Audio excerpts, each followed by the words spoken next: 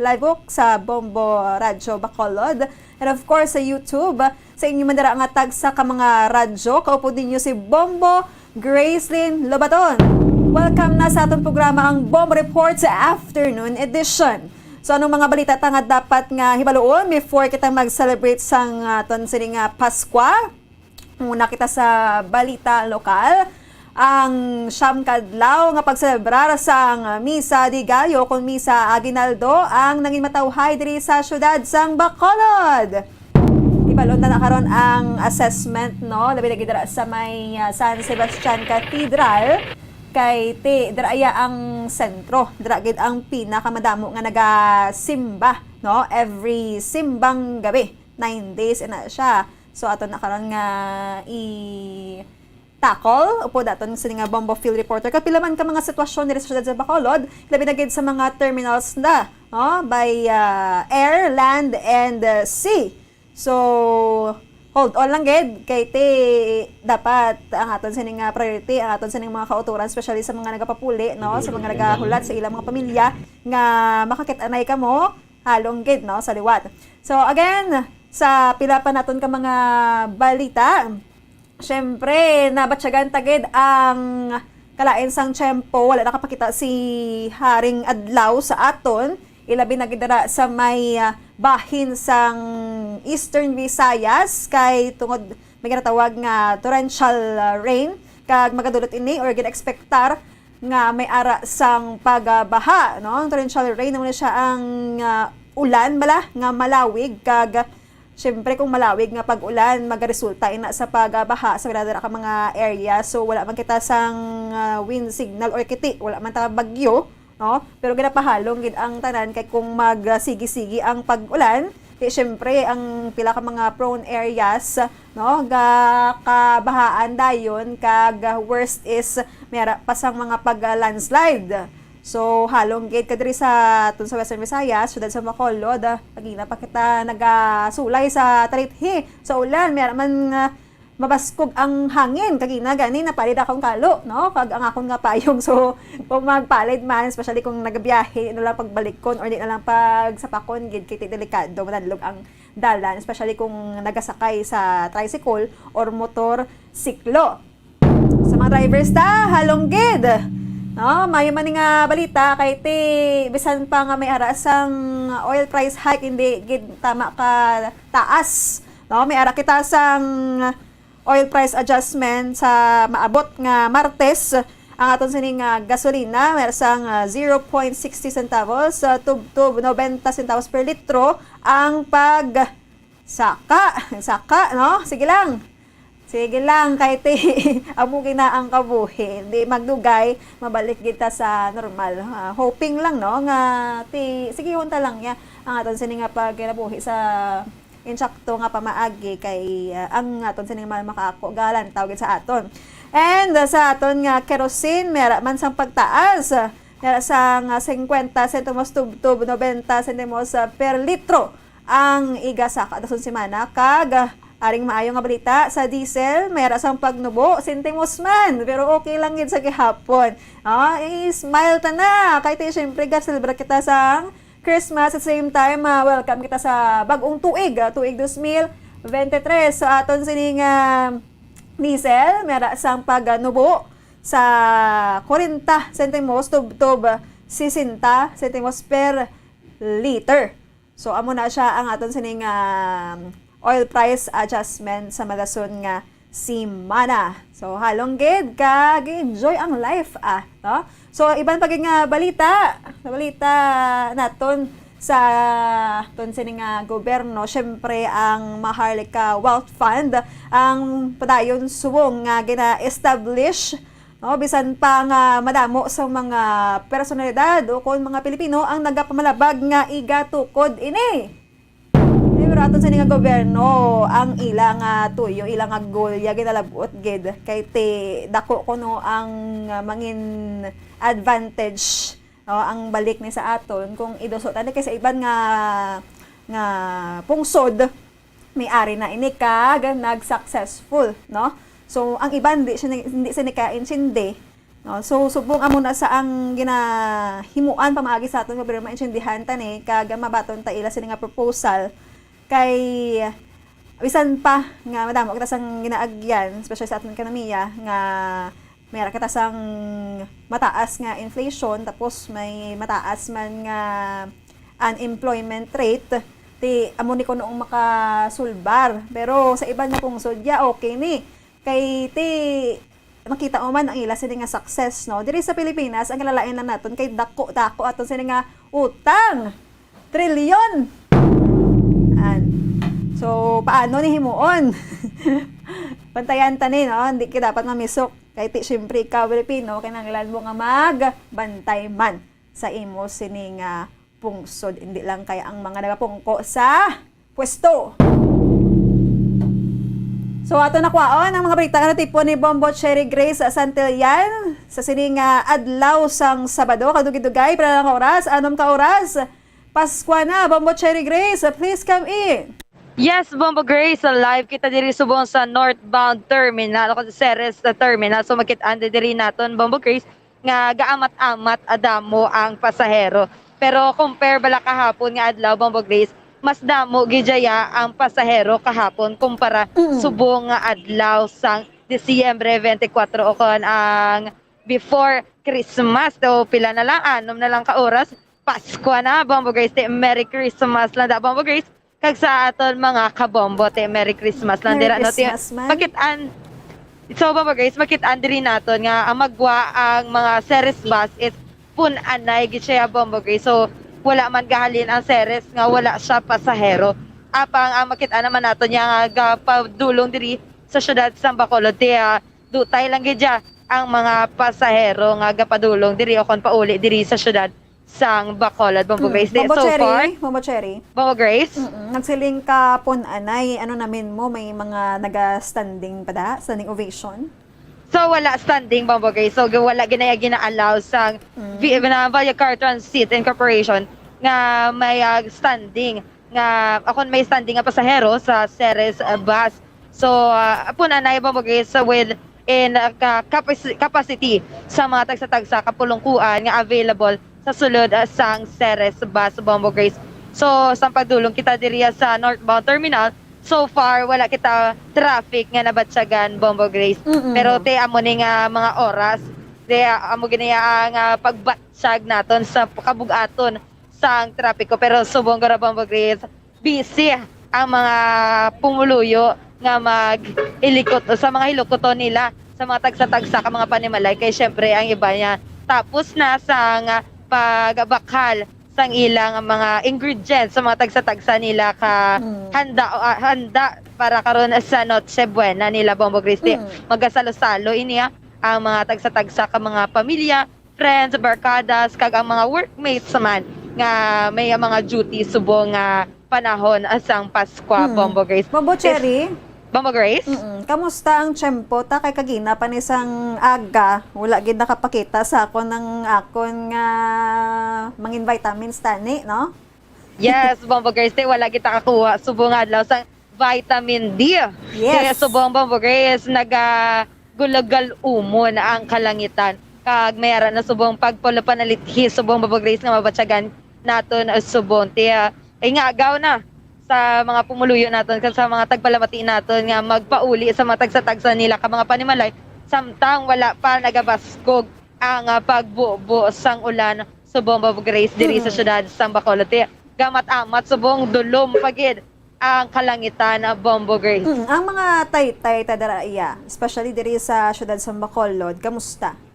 So far Bombo Grace okay man ang mga taytay naton ako ng current sa mga suba diri naton nga mga naagyan Bombo Grace.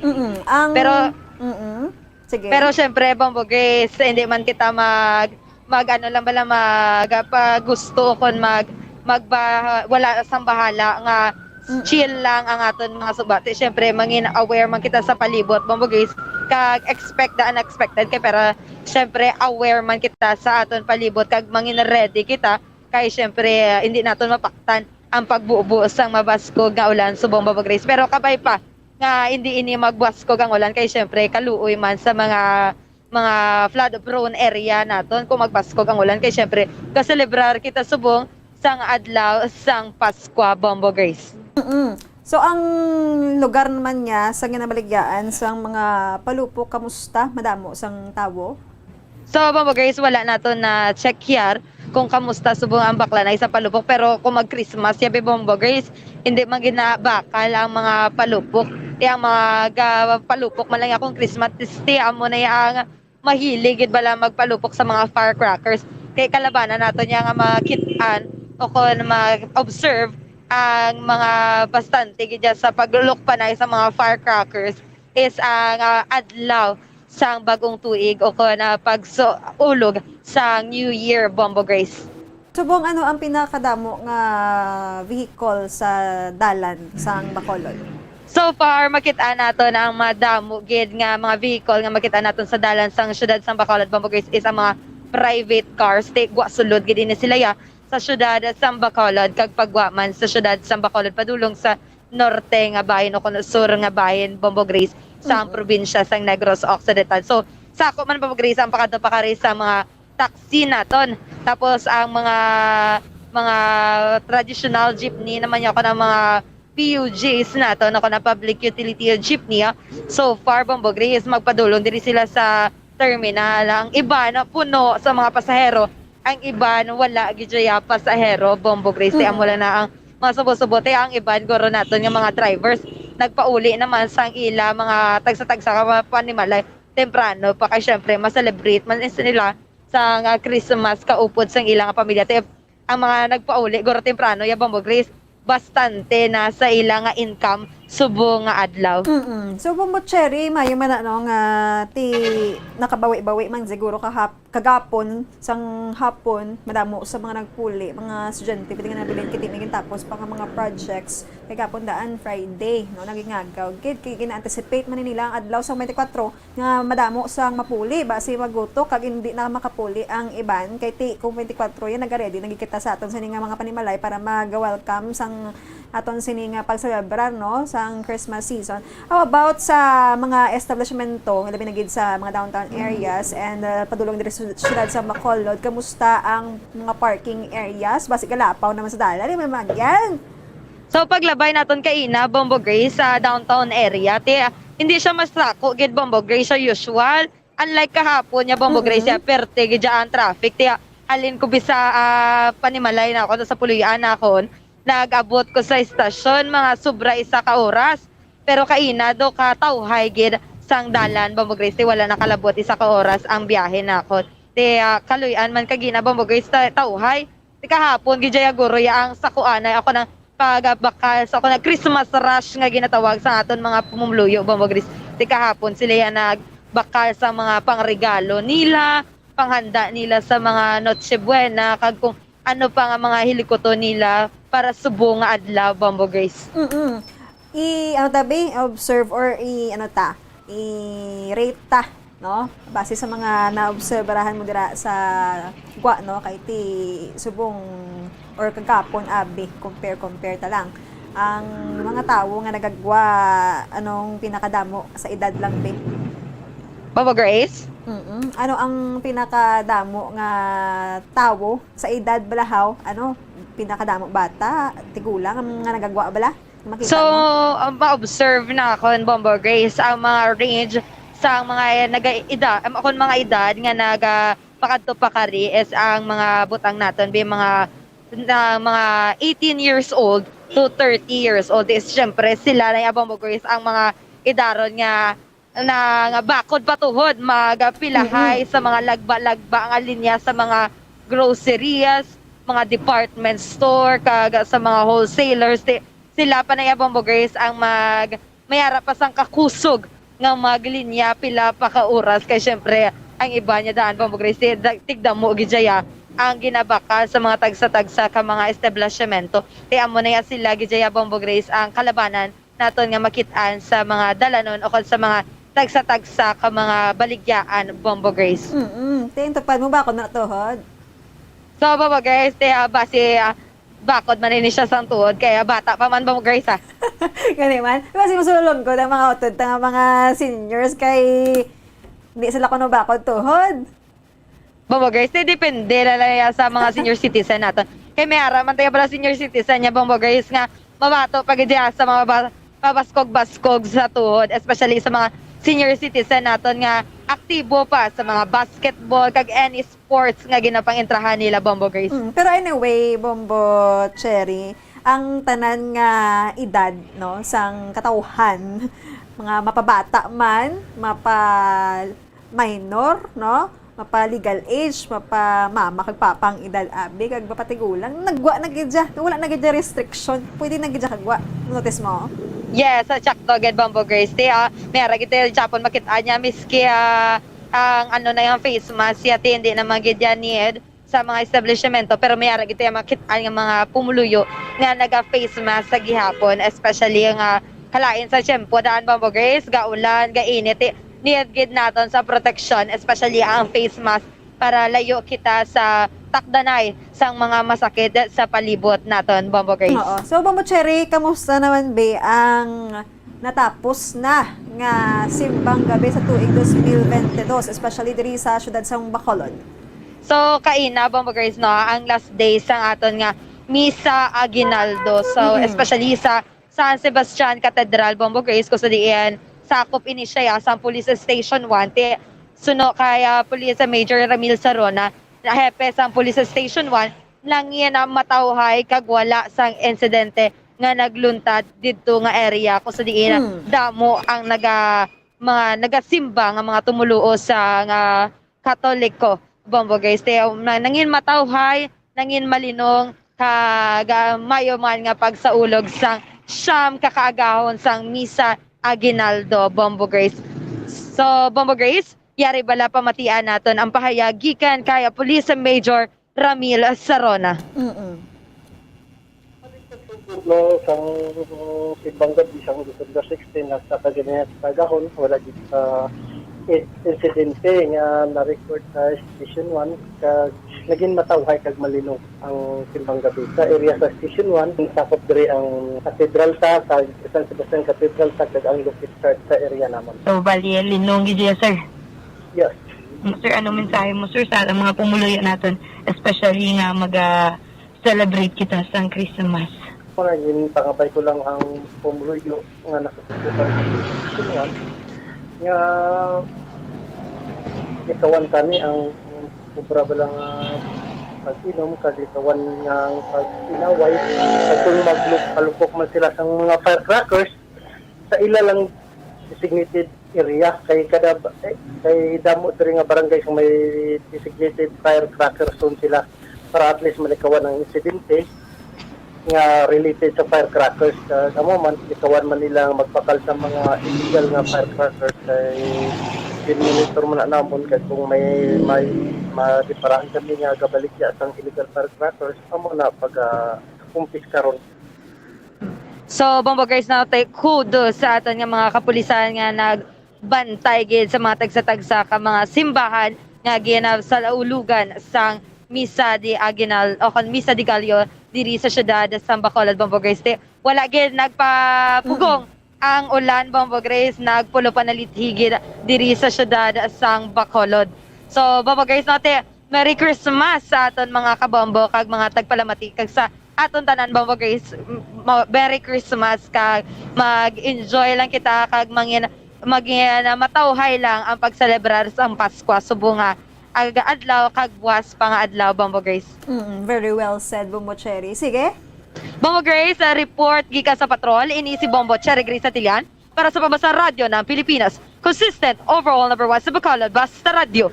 Bombo!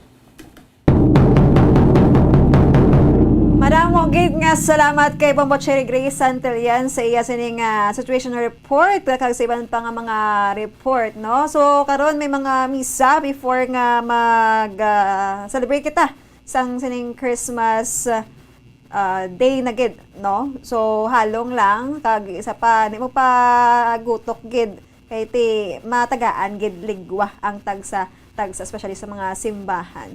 So mga kabombo, standby na kay Dugi-Dugay magasulod na ato sa ning Bombo Network News. Ang fertilized duck egg ang ginakonsiderar nga delicacy hindi lang sa Pilipinas kundi amuman sa iban nga Southeast Asian countries kaangay sa Vietnam kag Cambodia kung sa diin ang pangalan sini ang nagikan sa Tagalog phrase nga balot sa puti o kon wrapped in white. Madamo sa aton ang mahuyugon magbakal sini sa mga dalanon apang ano bala ang makuha nga benepisyo gikan sa balot.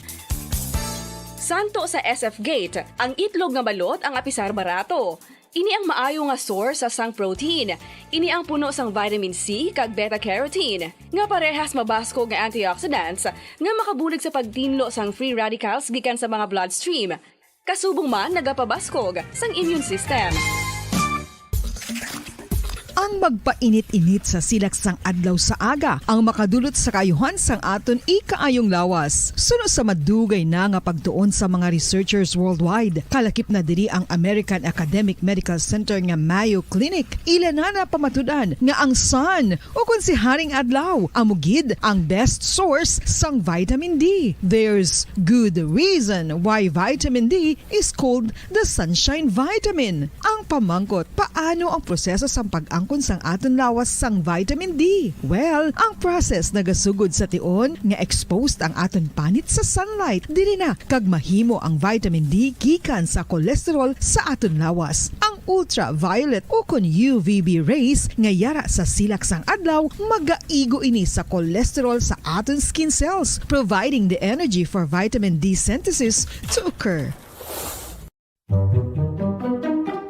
Magluwas sa baboy, baka kag manok, may isa ka karne nga sara nga mahimo alternatibo nga iserbe sa lamesa sa mga Pinoy kag ini ang rabbit meat o kon karne sang kuneho. Suno sa pagtuon, mas matinlo ini kag mas healthy kung ikumparar sa iban nga karne sang sapat. Ang rabbit meat ang sara nga lutuon sa pamaagi nga naanda na sang kadamaan, kaangay sang adobo, lumpia Shanghai kag lechon. Apang ano bala ang mga benepisyo sini sa ikaayong lawas?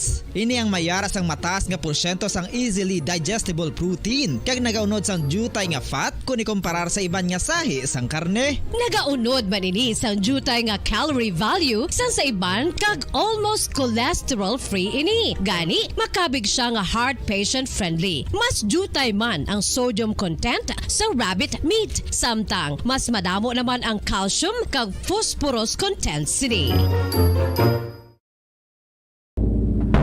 Magandang gabi Pilipinas, anumang oras sa buong mundo, narito na ang Bombo Network News Evening Edition. Ngayong araw ay Sabado, Desyembre 24 taong 2022. Sa ating Christmas countdown, 5 oras, 59 na minuto, Pasko na.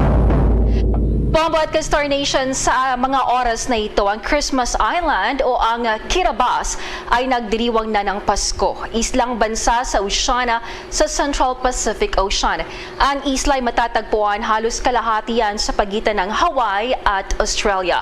Bilang isang islang bansa, ang Kiribati ay walang land borders. Gayunpaman, ang mga kalapit na isla ay kinabibilangan ng Fiji, Nauru, Marshall Islands, Samoa, French Polynesia, Cook Islands at Tonga. Kung maglalakbay ka sa bansang ito, makikita mo ang mga unang sinag ng pagsikat ng araw. At base pa sa 2021 census, nasa 1,692 ang population ng nasabing bansa.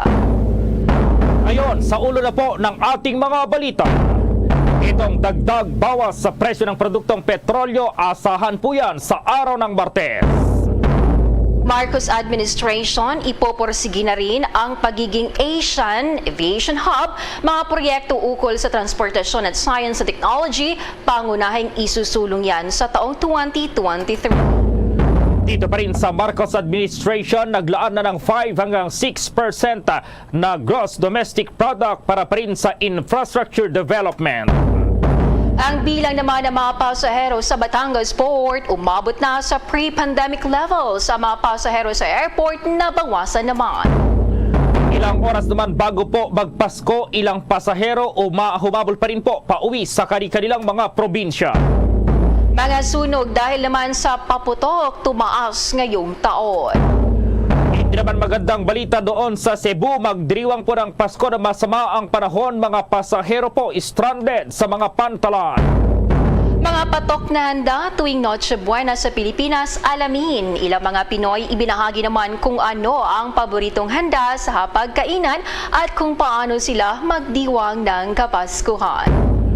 May mga domestic flights din pong kanselado dahil sa masamang lagay ng panahon ngayong araw. At sa ating international news, ang winter storm sa Amerika, 12 na patay habang nasa 200 millions ang apektado. Live nationwide via satellite mula sa Bombo News Center Makati at ngayon sa detalye ng ating mga balita. Asahan itong dagdag bawas sa presyo po ng mga produktong petrolyo sa susunod na linggo, partikular sa araw ng Martes. Ayon po sa mga energy sources, ang presyo ng diesel ay yan po may bawas na 30 hanggang 75 sentimo kada litro, habang ang gasolina ay meron namang aumento na 55 centavos hanggang sa 1 piso. Maging ang kerosene ay magtataas din ng presyo na papalo sa 40 centavos hanggang 85 centavos kada litro. Karaniwang inaanunsyo pa itong oil price adjustment sa araw ng Lunes. Ipinatutupad naman kinaumagahan o sa araw ng Martes. Hindi raw inaasahan ng Philippine National Police ang pagbaba ng index crime ngayong Disyembre kumpara yan sa parehong period noong nakaraang taon. Ang mga index crime ay tumutukoy ito sa mga seryosong krimen na kinabibilangan ng homicide, pagpatay, panggagahasa, pisikal na pinsalat na nauuri bilang mga krimen laban sa tao, at pagnanakaw, robbery, carnapping na mga sasakyan at pagnanakaw ng mga motorsiklo na nauuri naman bilang crimes against property. Sinabi ng tagapagsalita ng Philippine National Police na si Police Colonel Jean Fajardo, bumaba raw kasi ng 30% ng kaso ng index crime sa bansa ngayong Disyembre kumpara yan sa parehong period noong nakaraang taon.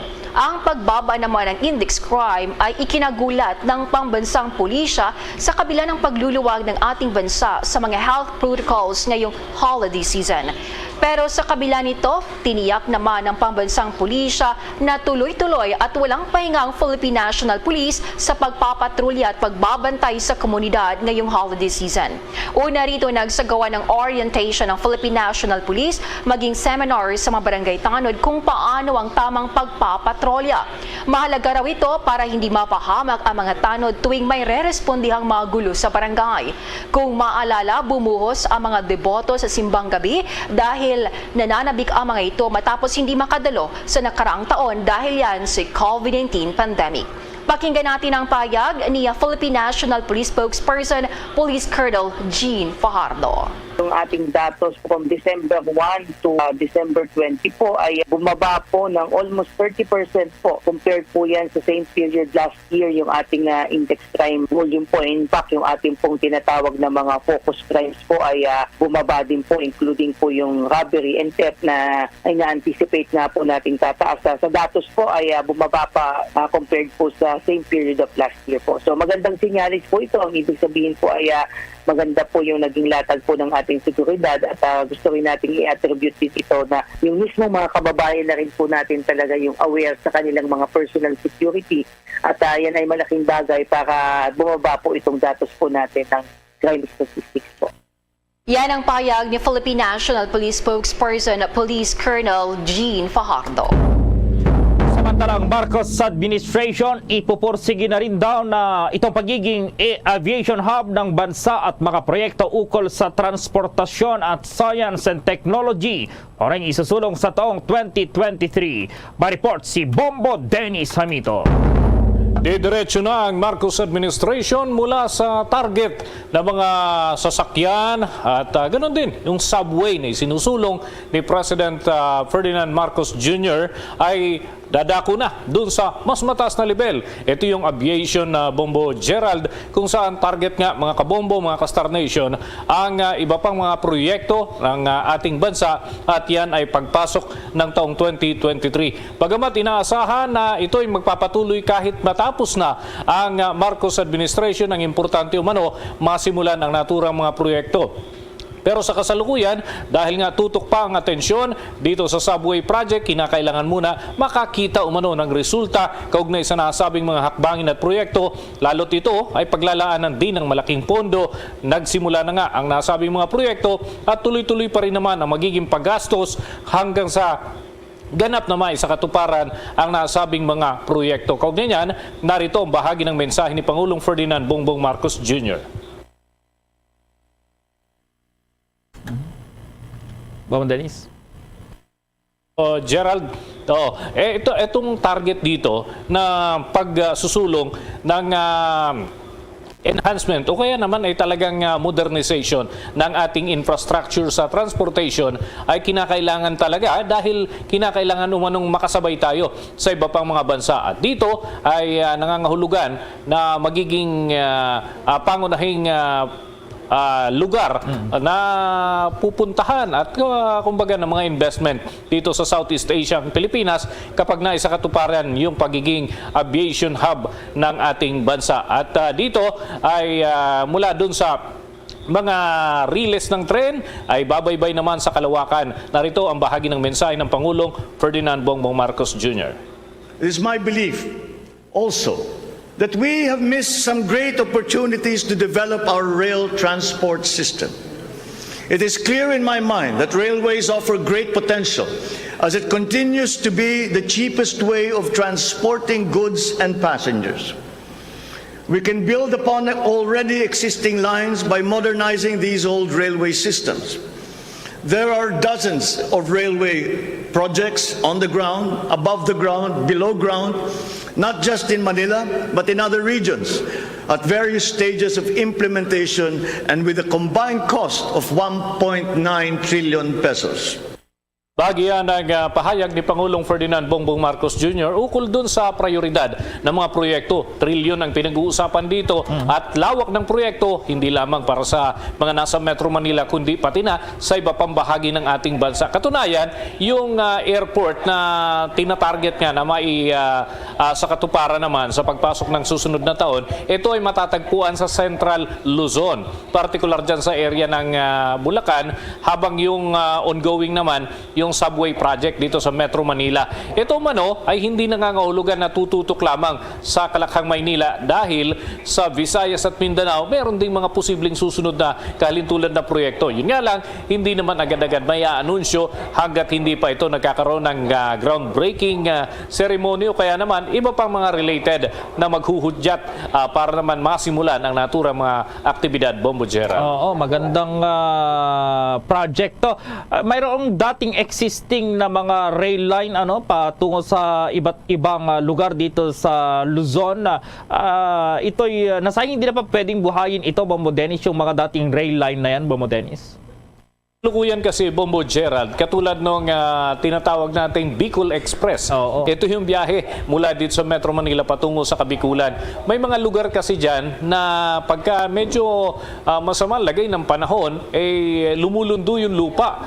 So yan yung mga kinakailangan i-considera. At kung kakailanganin naman na magkaroon ng panibagong linya para dun sa modern type ng mga tren, ay mas mainam na mapalitan na itong mga lumang riles. Pero magagamit pa rin naman sa ibang mga proyekto, yung ibang mga bahagi ng naturang mga infrastruktura, Bombo Gerald. Yun nga lang ay hindi na kahalintulad nito sapagkat kinakailangan ng modernization at dapat yung tren na bibilhin sukat din naman dun sa riles. Kinakailangan tugma ito.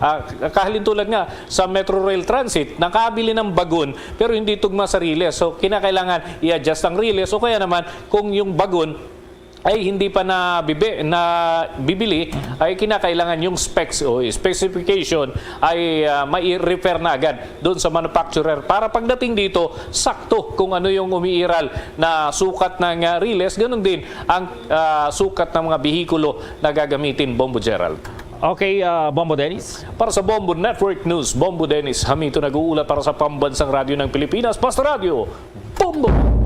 Sa mga sandaling ito po ay makakasama na po natin itong Bombo International News Correspondent live dyan sa New Zealand, si Bombo Lisel Deligro. Kumusta ngayon po ang weather dyan sa New Zealand sa mga sandaling ito po?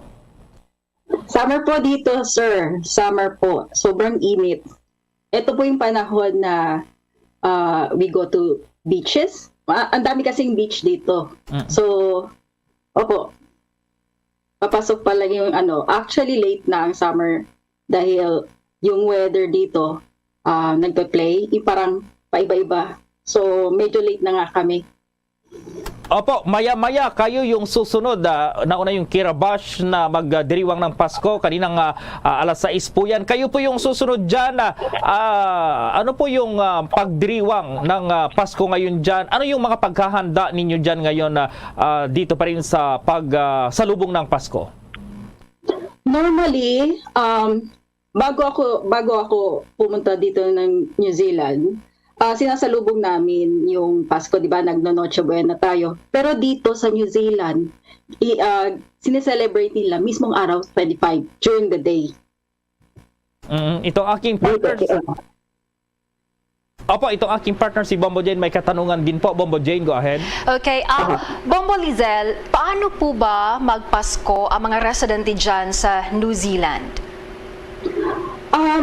Katulad din sa atin, pero sa kanila, mismong araw sineselebrate, 25, during the day. Yan yung nag-gather. We visit family and friends. So, of course, may mga gifts din, yung gift giving. Di ba normally sa Pilipinas, nagno-Noche Buena tayo, yung 12 midnight. Dito, hindi. Mostly mga Filipino lang, sinasalubong natin yung Pasko. So, ang mga residente dito, 25 mismo. Bukas actually, may party kami dito. Okay. May mga traditional food ba sila dyan tuwing Pasko na hinahanda talaga? Oho, ma'am, yung pavlova, hindi pwede mawala yun sa mesa. Kahit maliit lang siya, basta may pavlova. Kasi yun po yung nila, yung parang simbolo ng New Zealand, yung pavlova. Po yan, anong klaseng pagkain po yan, Bombo Lizelle? Para siyang actually, yun yung egg whites na binibake nila. So, meringue yun, tapos nilalagyan nila ng cream, tapos mga fruits na gusto natin, tapos nilalagyan nila ng fruit syrup, tapos fruit, yun po yung inahanda sa Pasko. Okay.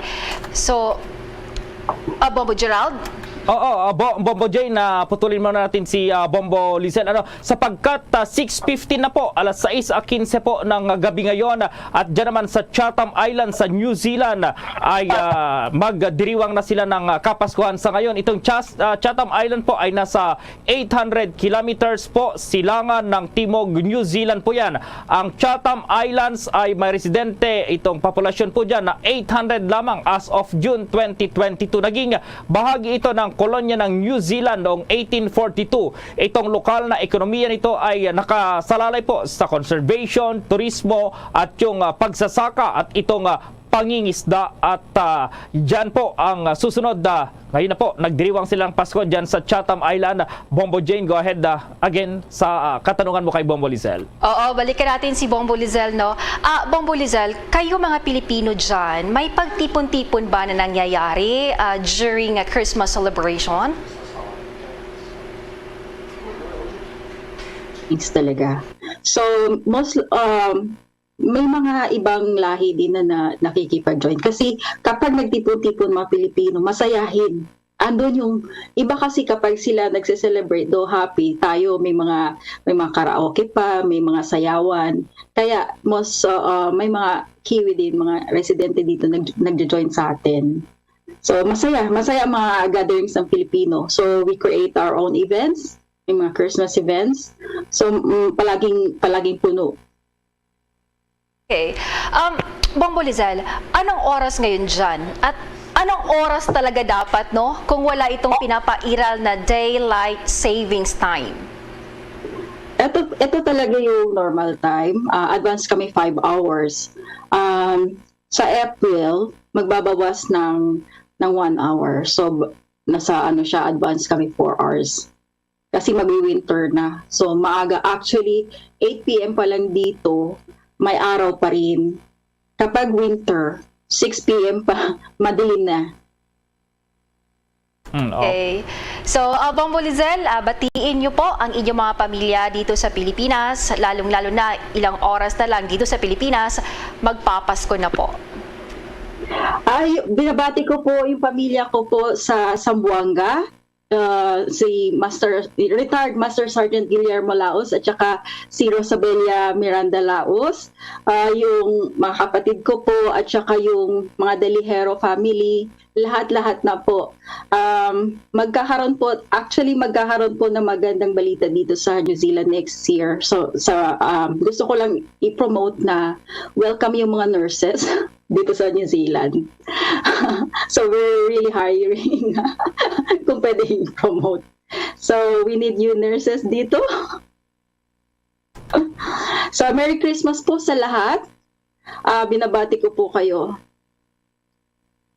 At saka sa mga Bombo Radio anchors, salamat po dito sa interview. Okay. Alright, maraming salamat po, Bombo Lizelle Diligro mula yan po sa New Zealand. Thank you po. Salamat po. Salamat.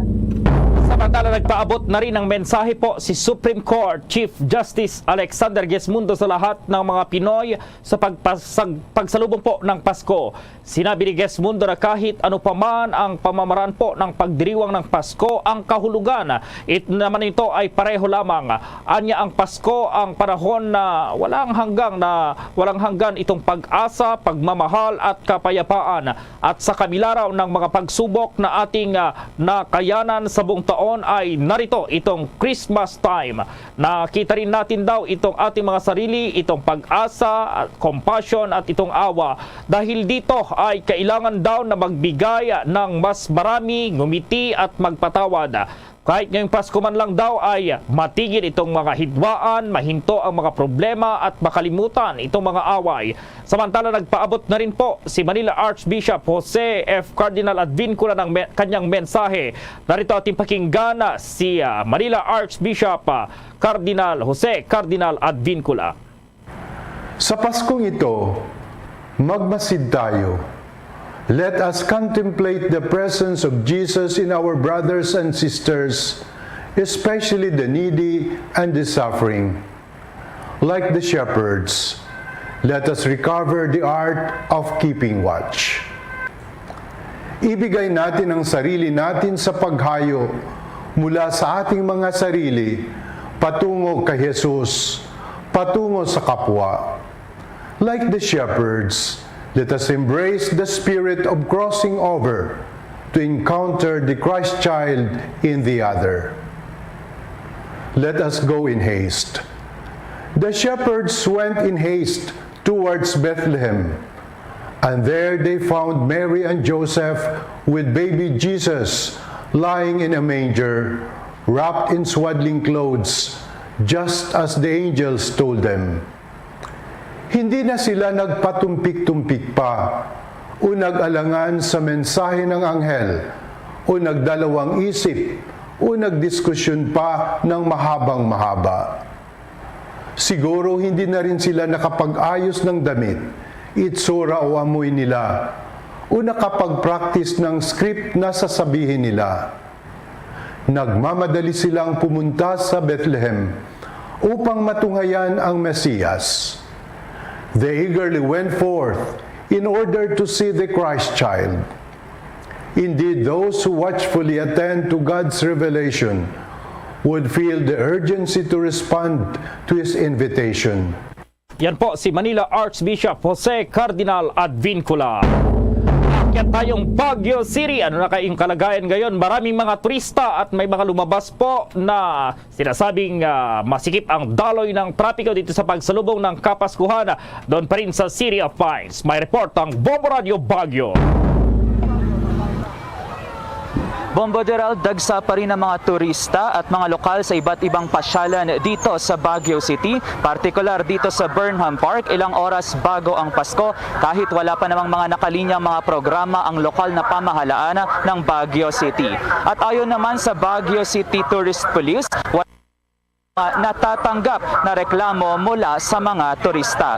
Gayunpaman, mahigpit pa rin, Bombo Gerald, ang kanilang pagbabantay sa iba't ibang tourist destinations para makasigurado sa seguridad ng publiko. At para naman maserbisyohan pa rin ang mga turista at mga lokal na mga namamasyal, minabuti ng iba't ibang mga negosyante na mag-extend ng kanilang business hours tulad na lamang ng mga comfort room, biking, boating at maging ang mga vendor. Mula kasi sa dating alas 10, alas 7 hanggang alas 10, Bombo Gerald, umaabot na sila hanggang alas 2 hanggang alas 3 ng madaling araw. Sa panayam pa natin sa mga vendor, naisin man nila nga magtaas ng presyo, hindi nila pwedeng gawin dahil aniya wala na umanong bibili pa sa kanila. Kaugnay nito, Bombo Gerald, hindi pa rin nagtataas ng presyo ng mga bilihin pang Noche Buena, ayon iyan sa Department of Trade and Industry Cordillera. Iyan ay mula sa pinakahuli nilang monitoring sa iba't ibang mga bentahan at sa merkado publiko. At sa pagsapit naman ng dilim, Bombo Gerald, magsisimula na ring magpailaw ang iba't iba pang mga pasyalan ng kanilang Christmas lights na patok naman sa mga namamasyal.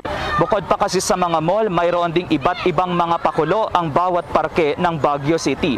Parte na rin kasi ng temang ang Enchanting Baguio Christmas ang pagnanais ng lokal na pamahalaan na maramdaman ng mga namamasyal na sila rin ay tila ba nasa ibang bansa. Sa katunayan, ang Botanical Garden na isa sa mga dinarayo, tampok ang mga pailaw na tila nasa Egypt, nasa Thailand, China at iba pa.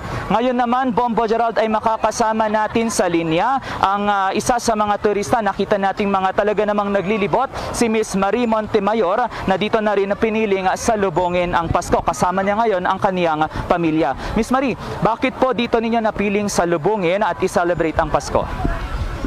Usually po hindi po talaga kami nag-celebrate Kaya naisip po namin talaga na gusto namin ng bago, kaya dito po kami sa Baguio. Kumusta naman po ang experience ngayon dito sa Baguio City? Sobrang lamig po, di namin ine-expect na ganito kalamig.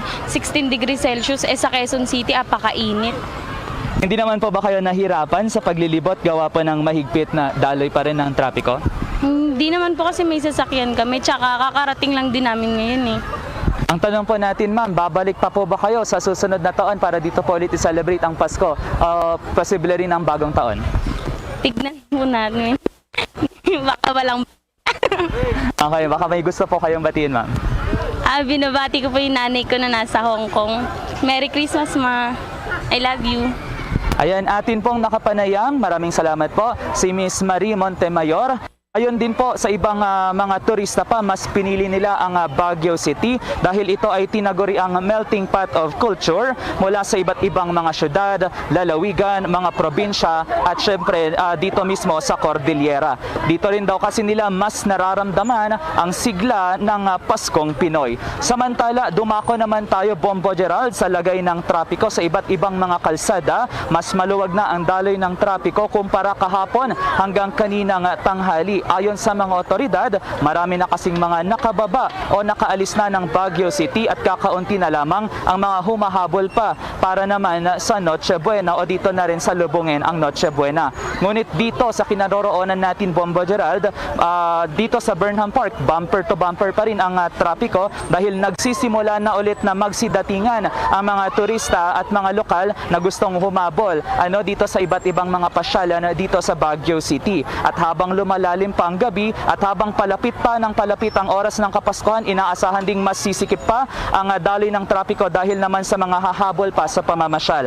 At para naman sa mga magsisiuwian, Bombo Gerald, babalik na rin sa kanilang mga probinsya, siniguro ng mga pamahalaan ng iba't ibang bus at van companies na sapat ang mga bumabiyaheng mga bus at van kahit na fully booked na ang mga ito. Sa katunayan, nagdagdag na rin ang ilan sa kanila ng mga karagdagang buses at vans at mula sa 2 oras, dalawang biyahe sa 2 oras, naging 3 biyahe na sa 2 oras itong iba't ibang bus companies, Bombo Gerald. Gayunpaman, may mga pagkakataon pa ring nahuhuli silang umaalis o nahuhuli na yung mga nakaschedule na pagdating dahil na rin dito sa mahigpit na trapiko o daloy ng trapiko dito sa Baguio City. Sa pagsapit naman ng bagong taon, inaasahang magkakaroon ng engrandeng pailaw at fireworks display ang Baguio City kasabay ng ilan pang mga nakalinyang konsyerto ng mga local artists. At para sa temperatura, Bombo Bombo Gerald. As of the moment, ang lowest temperature natin sa Baguio City ay umaabot sa 16.4 degrees Celsius. Ngunit inaasahan pang mas bababa habang lumalalim ang gabi. Kaya naman mahigpit pa ang paalala ng Department of Health Cordillera na magsuot ng makakapal na damit at mga jacket. Kapag kasi bumababa ang temperatura ng katawan, mahihina at humihina ang immune system o resistensya, sanhi kaya mas madaling kapitan ng sakit. Bombo Gerald. Bombo Dante, ito, mayroong issue dyan. Sobrang lahat ng kalsada ay siksikan or itong sobrang traffic. Paano ngayon tinutugunan yan ng Baguio City dahil sa kahit weekend lang ay talagang sobrang traffic dyan? Bombo Gerald, maraming mga nakadeploy na kapulisan ngayon na tumutulong na magmando ng trapiko. Ayon din kay Police Lieutenant Angeline Dongpaen, 75% ng kanilang puwersa ang nakadeploy sa iba't ibang lugar, gayon na din sa iba't ibang mga lansangan para imando ang trapiko at kahit papaano ay mabawasan naman itong kasikipan ng daloy ng trapiko. Bombo Gerald. Okay, maraming salamat. Merry Christmas dyan sa Baguio City. Para sa Bombo Network News, Bombo Dante Tinazagito nag-uulat para sa pambansang radyo ng Pilipinas at consistent number 1 dito sa Baguio City. Merry Christmas! Basta Radyo, Bombo! Samantala naman, ilang oras bago magpasko, ilang pasahero humabol pa uwi sa kani-kanilang probinsya. May pag-ulat si Bombo Victor Liantino. Bombo Jane, Bombo Gerald, ilang oras na nga lang ay Pasko na kaya naman ang ilang pasahero ay nagkukumhog ng makauwi upang makapiling ang kani-kanilang pamilya sa kanilang iba't ibang probinsya. Sa panayam ng Bombo Radyo sa ilang biyahero, ang ilan sa kanila ay talagang excited na sapagkat makikita na nilang muli ang kanilang mga mahal sa buhay. Kagaya na lamang ni Karen at Manuel Arias na nanggaling pa sa Florida, USA at napunta ito sa Lipa, Batangas upang bisitahin ang kanilang mga magulang. Babalik din aniya sila sa katapusan ng Disyembre sa bansang Florida. We're going to my family in Lipa City. We stay in Makati for 2 days, so we decided to go home in Lipa for at least up to 30th because we're leaving on 30th. At least 5 days. We came down here in the Philippines last December 3 and we're leaving on the 30th. It's alright, it's so traffic. Traffic is terrible. We went from Makati to MOA. It took us 2.5 hours for only 2 miles, right? United States, we just eat outside in some restaurant with some friends and family. Now over here, we're gonna go to my parents' house in Lipa City to have some dinner or come early so that we could get a good seat in the bus. To always wear a mask. Physical distancing and so wear face mask and just be safe. Samantala, taon-taon naman daw umuwi si Orven Horehola sa Mauban, Quezon upang makapiling ang kanyang pamilya at mga kaibigan. Ngayong araw lang siya makakabiyahe dahil na rin sa kanyang trabaho. Maayos naman daw ang dagsa ng tao ngayon sa terminal, di kagaya ng mga nakaraang araw na talaga namang dagsaan. Kasi may pasok pa yung binigay ng gobyerno kaya dapat sana kahapon kaya lang may pasok pa rin. Oo, taon-taon. Hindi naman, babalik pat, may pasok pa rin sa 27. Ayos naman, wala namang hassle. Di ko lang alam sa iba. Panatiliin pa rin yung distancing. Tapos, siyempre, maraming tao. Kailangan din ng face mask para hindi rin masyadong Kasi meron naman ibang lugar na ang dami din ng kaso ng COVID-19. Konting pasensya lang. Talagang marami talagang gusto umuwi. Kaya dapat dapat kasi naagapan din kaya lang may pagkakataon na hindi inaasahan, kailangan din ng trabaho kaya ganun. Ayon naman sa isang bus company operational manager na si Joe Aguilo na nagsimula raw kahapon ang dagsa ng pasahero sa kanilang terminal. Batay naman sa kanyang experience ay inaasahan nilang dadagsa ang pasahero pagkatapos ng Pasko habang nagbigay naman ito ng paalala sa mga mananakay. Doon sa mga sasakay pa, ang kailangan lang namin yung gawin is see to it na kondisyon ng ating katawan. May face mask tayo sa loob ng bus kasi required yan talaga. Hindi naman kami papayag na may mga pasahero na hindi nakapag-face mask sa loob ng bus. Yung mga gamit naman, wag na kayo magdala ng maraming gamit siguro. Total naman, alam ko karamihan ngayon, lang naman nag-uwian lang. Mga regalo-regalo lang naman siguro ang dala ninyo. Panatiliin lang pong medyo malinis tayo sa katawan. Hindi na ganun kahigpit ang ating safety protocol, pero siguraduhin na lang kung kayo may mga ubo, may mga sipon, huwag na muna kayo mag-travel. Sa bahay muna. At yan ang kasalukuyang sitwasyon dito sa aking lokasyon. Para sa Bombo Network News, ito po si Bombo Victoriantino nag-uulat para sa Pambansang Radyo ng Pilipinas, Basta Radio, Bombo! Mga kabombo at ka-Star Nation, babalik na sa face-to-face ang selebrasyon ng Dinagyang 2023. Isasagawa mula January 13 at ang highlight ay sa January 22, 2023.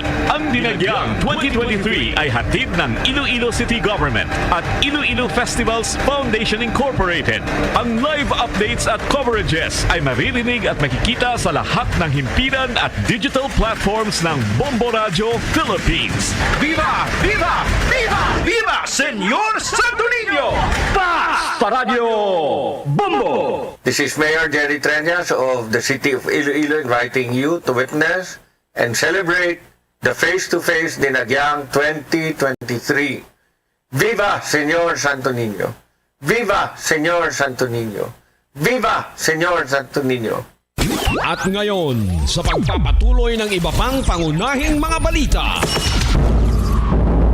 Mula sa Baguio City, tutunguhin naman natin ang Cebu na magdiriwang ng Pasko na masamang panahon. Ang mga pantalan, maraming stranded na pasahero. May detalye ang Bombo Radio Cebu.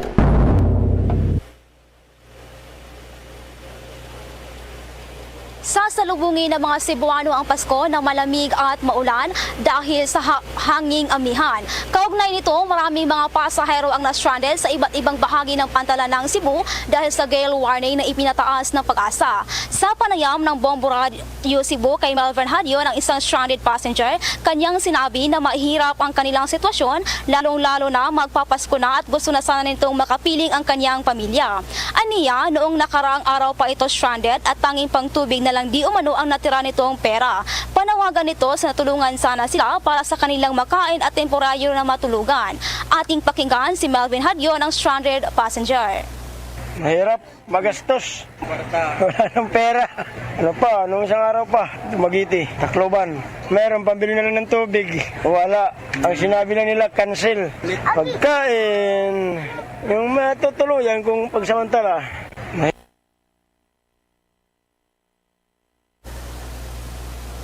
Ating napakinggan si Melvin Hadyo ng isang stranded passenger.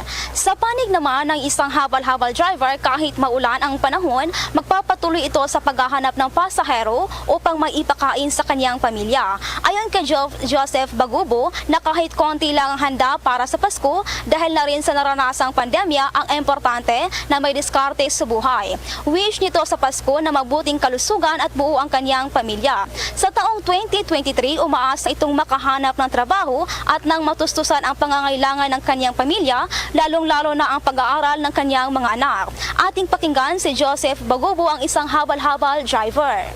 So far, okay naman. Kahit masama yung panahon, pero laban lang. Kahit kunti lang yung mga handa kasi dumating yung pandemya ba. Diskarte lang tayo kahit anong magawa para panghanap buhay. Wish ko lang, bigyan lang kami ng magandang kalusugan at saka grasya at saka buo yung pamilya. Sana magkaroon ako ng trabaho. Ating napakinggan si Joseph Bagubo, ang isang habal-habal driver. How's that, Bombo Gerald? Okay, maraming salamat at mag-ingat kayo dyan sa Cebu. Merry Christmas! Merry Christmas! Live mula dito sa pantalan ng Cebu, Bombo Jeremy Balingat para sa Pambansang Radyo ng Pilipinas, numero 1 sa probinsya at lungsod ng Cebu. Basta Radio, Bombo! Samantala, ating alamin itong mga patok na handa tuwing Noche Buena dito sa Pilipinas, at ilang mga Pinoy daw ibinahagi naman kung ano yung kanilang paboritong handa sa hapagkainan at kung paano sila magdiriwang ng Kapaskuhan. May buong detalye si Bombo JC Galvez. Nakagawian na ng mga Pinoy ang magsalo-salo sa pagkainan tuwing Pasko. Simple man ang handaan na kompleto si Ricados, ang mahalaga, sama-sama ang buong pamilya. Manok, sir. Lechon. Spaghetti. Manok, parang chicken. Ilan lang yan sa mga karaniwang putahe na paboritong kainin ng ilang mga Pinoy na nakahain sa pagkainan tuwing Kapaskuhan. Pagtungtong ng Disyembre, abay pila-pila na mga nagtitinda ng bibingka at puto bumbong sa harap ng simbahan at maging sa kanto ng iskinita. Nakasanayan na ng mga Pinoy na kada sasapit ang taglamig, bibingka ang ipinapartner sa kape tuwing umaga o maging sa gabi. Hindi rin naman mawawala sa ating hapagkainan ang matamis at makulay na fruit salad. Mahal man ang mga sangkap nito, pipilitin ng mga Pinoy na maihain ang fruit salad katabi ng iba pang mga potahe na makikita lang natin tuwing may okasyon. Abay, hindi rin naman mawawala sa handaan ang hamon. Ito ay isang uri ng dry-cured ham na ginawa sa Spain. Ito ay isa sa pinakakinikilala sa buong mundo na mga pagkain na Spanish cuisine. Mahal man pero isa ang hamon sa kukumpleto sa mga handaan ng mga Pinoy tuwing Kapaskuhan. Hep hep hep, hindi rin naman mawawala sa pagkainan sa ilang mga Pinoy ang lechon. Ang lechon ay karaniwang pinapalamanan ng tanglad, bawang, sibuyas at chives at pagkatapos ay tinutuog sa isang kawayan at iniluluto sa nagbabagang uling. Ito ay tradisyonal na inihahain sa mga pagdiriwang at maligaya na makaganapan tulad ng mga kasalan at Pasko. Sa panayam ng Bombo Radyo kay Patrick Tan, pamangkin na isa sa pinakasikat na lechonan sa La Loma at marketing and social media manager, inihayag nito na mas okay daw ang benta nila ngayong taon kumpara nung nakarang taon. Kahit daw walang okasyon ay talagang marami silang naibebenta araw-araw. Ngayong taon mas okay yung benta compare last year. Pero yung cost namin sa mga ingredients tumaas din eh. So all in all, hindi nakakalayo eh. Hindi siya nakakalayo. Although mas marami ang nabebentang lechon this year. Kahit walang occasion, on a weekday, siguro nabebenta namin nasa 100 to 200. Then if weekends or may occasion, minsan nagdodoble, nagtitriple yung nabebenta namin. Sa normal na araw, 100 to 200. Then if ngayong Christmas season, more or less 800 to 1,000. 24. Tsaka sa 31. Sa 25 mas konti siya eh. More on siya eh. Ganun yung nagiging trend eh. More on lunch lang yung celebration sa 25. Lunch. Compare mo sa 24 tsaka 31, dinner time siya yung marami. Right now, yung presyo namin dito, de leche 8,000, ranging hanggang sa super jumbo nasa 20,000. Then for sa 31 naman, ang pinamalit namin ngayon, ang pinakamalit namin sa 31, 10,000 hanggang 22,000. Samantala, sa payag naman ni Raymar Ricamara, bagero ng lechon, ngayon daw ay 900 na pirasong lechon ang kanilang iniihaw.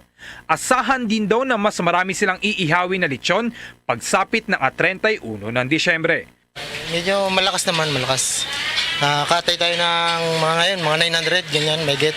Mga 900 megit katay natin ngayon para sa mamayang Noche Buena. 16, nung nagsimulang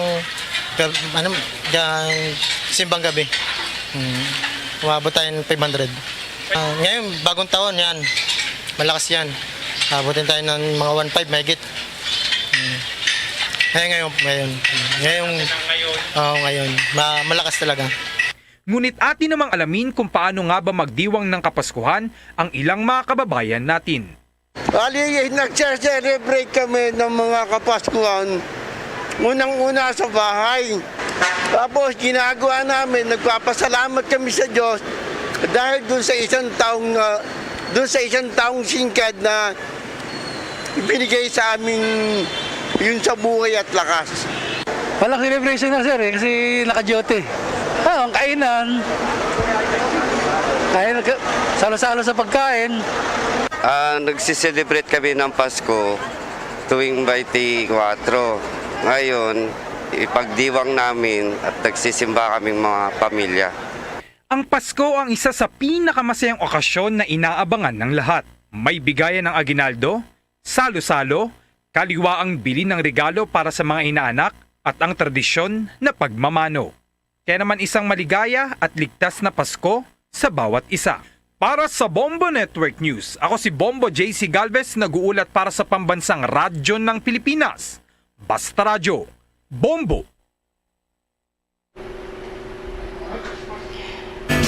Bombo Radio Philippines presents Christmas Around the World.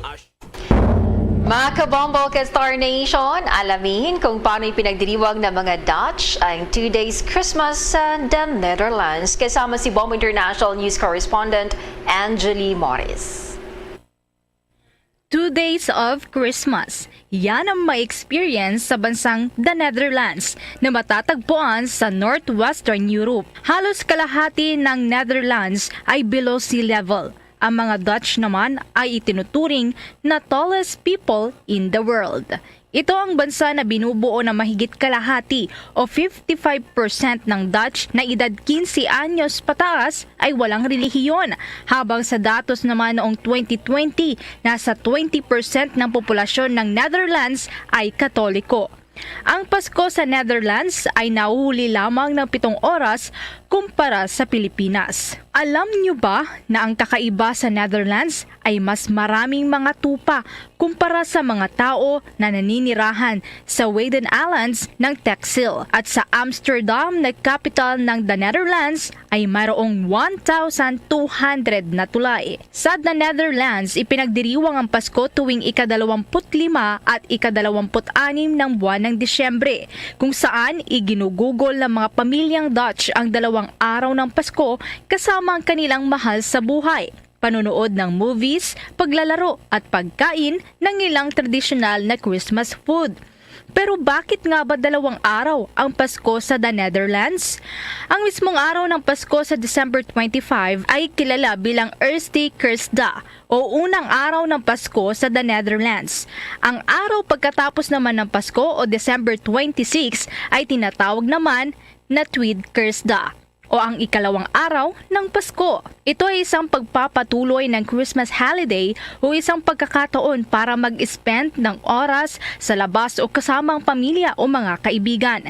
Ito rin ay araw ni Saint Stephen, isang Christian deacon sa Jerusalem na kilala sa kanyang paglilingkod sa mahihirap at sa kanyang katayuan bilang unang Kristiyanong martir. Narito pa ang pagbabahagi ni Bombo International News Correspondent Angeli Morris na tubong summer at 8 buwan na rin sa the Netherlands, kung paano ipinagdiriwang ng mga Dutch ang 2 araw ng selebrasyon ng Pasko doon. Pag Pasko, normally they have first Christmas and second Christmas. First Christmas is normally 25 and then second Christmas is 26.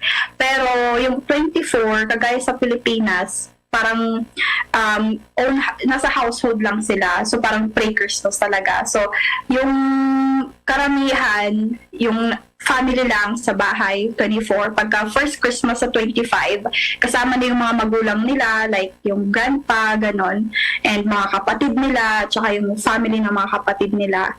Tapos pagka second Christmas naman, 26, normally, kasama na yung mga friends, dumadalaw sa bahay nila yung mga friends or family ng mga friends nila. Kung 2 araw ang Pasko sa the Netherlands, abay, mapapalaban din sa kainan dahil sa mga espesyal na handa tuwing Pasko. Hindi mawawala dyan ang tradisyonal na paraan ng pagkain kasama ang pamilya na tinatawag na gourmetten. Ito ay isang uri ng pagkain na paggawa ng sariling hapunan, kung saan inilalabas ng pamilyang Dutch ang kanilang di-kuryenteng raclette blanc at pinagsasaluhan ng pagkain na inihaw na karne, keso, gulay at iba't ibang sarsa. Meron po silang tradition. Normally, turkeys, number 1 nila talaga kapag Christmas. Tapos, may pa-board games sila, yung famous na nila talaga, tradition every Christmas is board games. Pagdating sa mga pagkain, meron silang para siyang ornament sa Christmas tree na pwede mo isabit. Yun yung pinaka-traditional food nila every Christmas. At syempre, hindi din mawawala ang masasarap na panghimagas. Meron naman silang palaro na parang grapes na sa isang bowl. Dapat paramihan sila ng kinakain. And kung sino madaming makain, siya yung mananalo. So, ganun yung Christmas nila. So, may tinatawag silang Kerststol, which is parang may mga fruit siya sa loob and may grapes saka iba-ibang fruits, tapos sa loob niyan is parang may parang nuts sa loob siya, which is parang dessert na nila yon. And second is para siyang cookies naman na yung sinabi ko kanina, pwede nila isabit sa Christmas tree as ornament. Ang tawag naman nila doon is cursed kranjas. Sa Filipino community naman sa the Netherlands, nag-oorganisa rin sila ng Christmas party. Meron po kami sa agency namin or sa community talaga namin. We just celebrated Christmas party and may singalong, may kainan, nagpa-buffet yung agency namin. Tapos may pa-wines and drinks and all. And yun, may kantahan, may sayawan, normal typical party ng mga Pilipino. Narito pa ang pagbati ni Bombo International News Correspondent Angeli sa kanyang pamilya dito sa Pinas. Merry Christmas, Lola, Rosario Persado, mga kapatid ko, Gingging, Anli, and GR. And Happy New Year. Merry Christmas and Happy New Year. Salamat!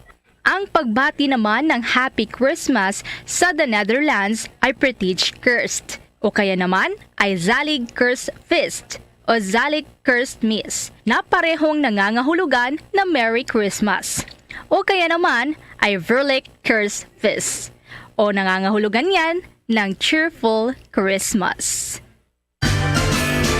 Watch out for the next edition of Christmas Around the World. Various celebrations of Christmas by the different countries of the world. Only heard and seen at Bombo Radio Philippines.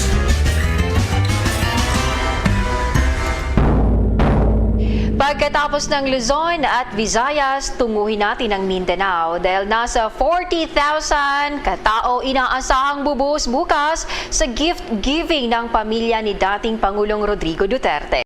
May nakuhang impormasyon ng Bombo Radio Davao.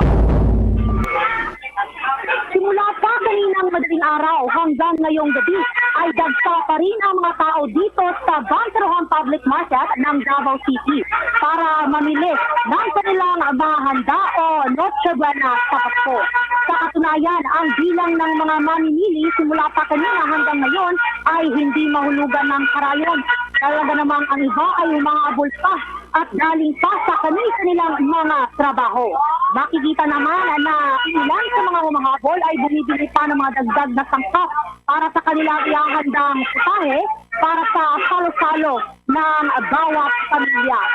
Kahit natiksikan dito sa naturang palengke ay pinili ng nakararami na dito na mamili dahil ang palengke ito ay may mas mababang presyo kung ihahambing sa ibang pamilihan. Samantala, sa Davao City Overland Transport Terminal naman ay marami ding mga pasahero ang pumipila para makauwi sa kanilang mga probinsya. Ayon naman sa manager ng naturang terminal, umabot na sa 1,000 ang bus trip dahil sa dami ng pasahero humahabol na makauwi sa kanilang mga probinsya upang doon magdiwang ng Pasko. Sa kabilang dako, naging tradisyon na ng pamilyang Duterte ang pamimigay ng mga regalo sa mga residente sa Davao City taon-taon at tuwing Pasko. Bukas sa araw ng Pasko, inasahang aabot sa 40,000 ang mga benepisyaryo na dadalo sa nasabing Pasko sa Taal. At kadalasang natatanggap ng mga benepisyaryo ay mga gift certificates, mga cash at groceries. Sinimulan na rin ang pag-set up ng mga tent sa May Taal Road, Bangkal kung saan matatagpuan ang ancestral house ng pamilyang Duterte bilang paghahanda sa Pasko pahalipay ng mismong pamilya. Handa na rin ang security plan bukas upang mapanatili ang kapayapaan sa naturang kaganapan. Sa katunayan, aabot sa 3,600 na kapulisan at auxiliaries ang i-deploy sa nasabing venue kung saan gaganapin ang naturang aktibidad. Nagpaalala rin ang mga otoridad sa mga taong pupunta na ipinagbabawal ang pagdala ng backpack, mga payong, non-transparent na bottled water at soft toy. Sa katunayan, kaninang alas 9 pa lang ng umaga ay nagsimula ng pumila ang ilang mga benepisaryo sa kadahilan ng ayaw nilang mabutan ng napakahabang pila. Ayon sa kanila ay doon na sila magpapasko kung saan sila nakapila. Narito ang pamahayag ni Remigía Indab, isa sa benepisaryo ng kahalipan sa Taal na nangiyak-iyak pang nagpaabot ng mensahe sa kasulukuyang mayor ng siyudad ng Davao na si Mayor Sebastian Abaste Duterte. Ano pong mangyayari na? Di pa kayo magsasalipon ng plastic? Wala naman po handaan. Wala naman pila. O manawagan na kami na mawalan siya sa amin. Ako, pila kami umaga, aga-aga. Para mapipabigyan kayo na pamas. Hindi naman masahog mo. Pag-upo lang kami, matuloy kami ng biscuit, tubig. Yung biscuit lang ang amin kayo. At yan ang pahayag ni Remigía Indab. Okay, Bobo Dava, okay.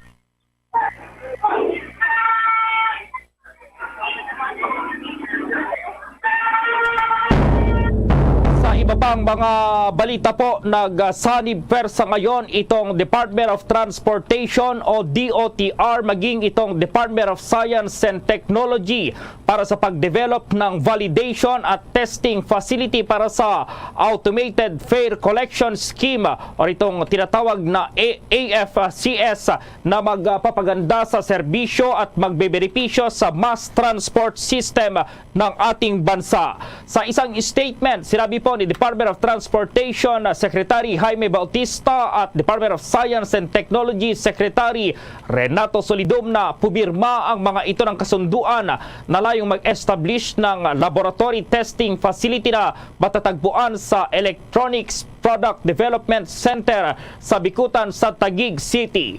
Sila rin ang mamamahala sa roles at responsibilities ng mga partido kaugnay pa rin ng certification and validation testing ng fare, media at transit readers.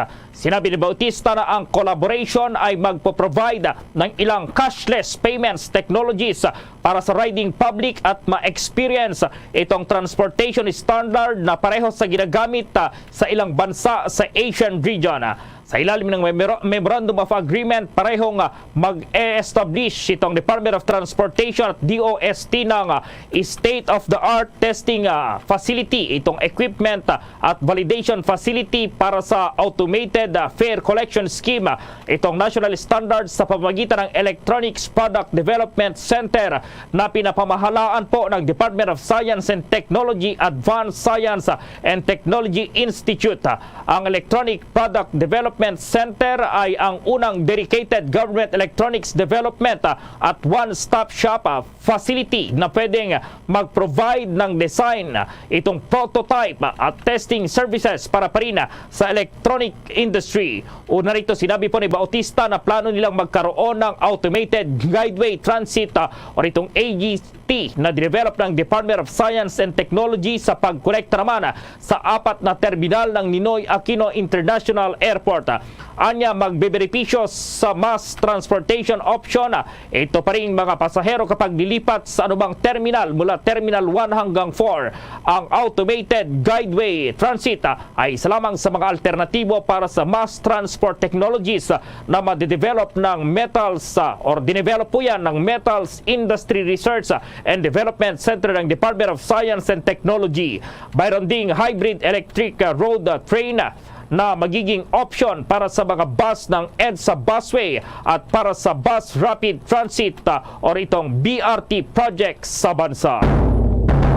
Ninagdaan ng Department of Agriculture ang minutes of the meeting to amend the records of discussion para yan sa Technical Cooperation Project sa Japan International Cooperation Agency o JICA. Pinirmahan ng magkabilang partido ang binagong proyekto, particular na para sa market-driven enhancement of the vegetable value chain in the Philippines na sinimula noong 2022 ngayong taon.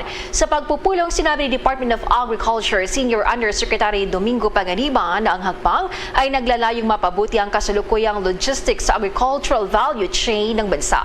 Sa pagtaas ng mga presyo ng pagkain at kawalan ng food supply chain dahil sa mataas na halaga ng logistic at mamamahagi ng pagkain, kailangan nating maghanap ng mga paraan kung saan maaari nating mapababa ang mga gastos sa produksyon, maghatid ng mga kalakal sa mga pamilihan at gawin itong mas abot kaya.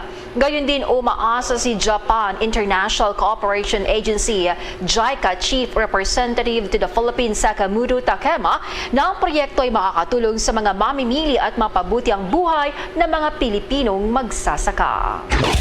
Bombo International News.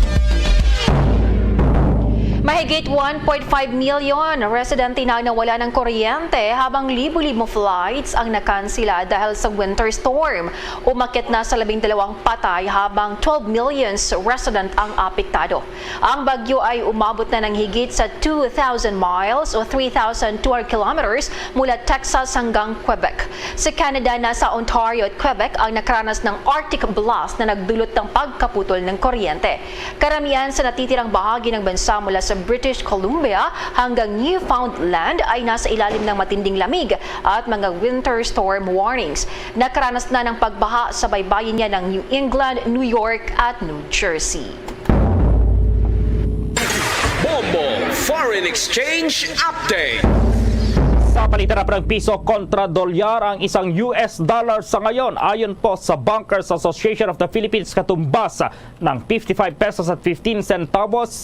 Para naman sa ibang currencies ayon sa Bangko Sentral ng Pilipinas ang isang Hong Kong dollar katumbas ng 7 pesos at 7 centavos, ang Singaporean dollar 40 pesos at 74 centavos, ang Saudi Arabian rial 14 pesos at 66 centavos habang ang euro ay 58 pesos at 42 centavos. The Bombo Foreign Exchange Rate Update is brought to you by Queen City Development Bank. Samantala, dahil sa kinharap ng buong mundo ang COVID-19 pandemic, samahan niyo po kami sa isang panalangin. Narito ang Orasyo Imperator. Merciful and compassionate Father, we confess our sins and we humbly come to you to find forgiveness and life. We come to you in our need to seek your protection against the COVID-19 virus that has disturbed and claimed many lives. We ask you now to look upon us with love and by your healing hand, dispel the fear of sickness and death, restore our hope, and strengthen our faith. We pray that you guide the people tasked to find cures for this disease and to stem its transmission. Bless the efforts to use the medicines developed to end the pandemic in our country. We pray for our health workers that they may minister to the sick with competence and compassion. Grant them health in mind and body, strength in their commitment, protection from the disease. We pray for those afflicted. May they be restored to health. Protect those who care for them. Grant eternal rest to those who have died. Give us the grace in these trying times to work for the good of all and to help those in need. May our concern and compassion for each other see us through this crisis and lead us to conversion and holiness. Grant all these through our Lord Jesus Christ, your Son, who lives and reigns with you in the unity of the Holy Spirit, God, forever and ever. Amen. We fly to your protection. O Holy Mother of God, do not despise our petition in our necessities, but deliver us always from all dangers. O glorious and blessed Virgin. Amen. Our Lady, health of the sick, pray for us. Saint Joseph, pray for us. Saint Raphael the Archangel, pray for us. San Roque, pray for us. San Lorenzo Ruiz, pray for us. San Pedro Calungsod, pray for us. Mga kabombo at ka-Star Nation, bago ang ating Christmas countdown, ngayong alas 7 ng gabi, ipinagdiriwang na ang Pasko sa New Zealand. Ang island country sa Southwestern Pacific Ocean na may dalawang mainland masas, North Island at South Island. Ito ang ika-6 na pinakamalaking isla ng bansa ayon yan sa lugar. At sa bansang ito, mas maraming tupa kaysa tao. Ang populasyon ng bansang ito as of 2022, 5,134,000.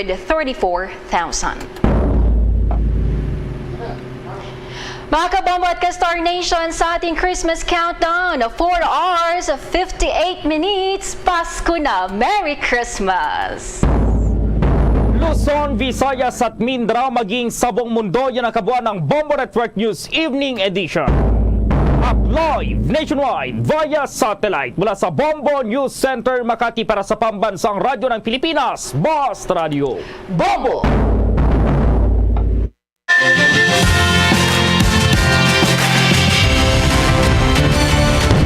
Bombo kahit kanino sa atin nagbibigay saya. Kahit kaano ang maibigay, ang tulong mo na may tunay. Bombo kahit kanino